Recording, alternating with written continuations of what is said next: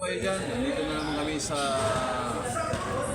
laro ng RAM Auto Parts, Inter Auto Parts Basketball. Ito yung mga kasama ko, si Sir Ahmad, si Sir Benz. Ito yung mga labanan ng mga ano to, pisa ng mga ligid, ano ang tawag yan, no? Oo, tapos ito yung mga two-face nila. Yan, championship game, no? So hopefully maging successful ito through good teamwork by the referee. So hopefully may makuha kayong idea para sa amin. Kung may mga comment kayo, may masabi kayo, so ano lang kayo sa aking page, open lang kayo anytime. At least may ano tayo sa makatulong ito sa para sa atin mga referee. So hopefully ganyan lang. First na ano natin, move natin dito. So siyempre prayer mostly from Davao Amateurs.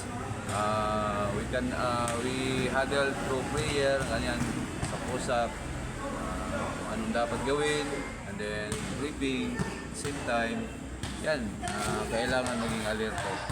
Dito naman kaya,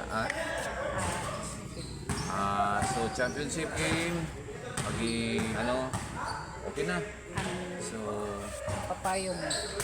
Ganyan lang. Be attentive lang at saka focus lang sa game. Huwag lang ho tayong madala sa mga tapos adjust tayo sa mga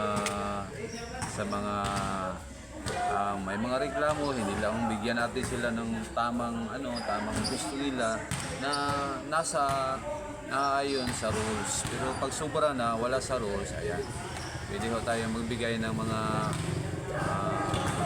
disciplinary measures by warning, kita ng warning, and then next time pwede na. Dito na naman, so hopefully sa mga championship, sa inyo dyan, hopefully Anong may papayo mo sa maglaro ngayon ng championship? basta lang, follow the rules lang, implement lang yung tamang rules na dapat sa game. So wag natin silang anong tawag niyan, sir? Huwag natin silang madali, hindi natin sila pwedeng i-overlap yung gusto nila, na at least ma-enjoy man lang sila sa laro nila, na matapos yung laro na successful, at the same time enjoy nila yung game. That's all. Thank you very much. So good luck for us. Thank you. Good luck kayo. Bye bye. Bye bye sa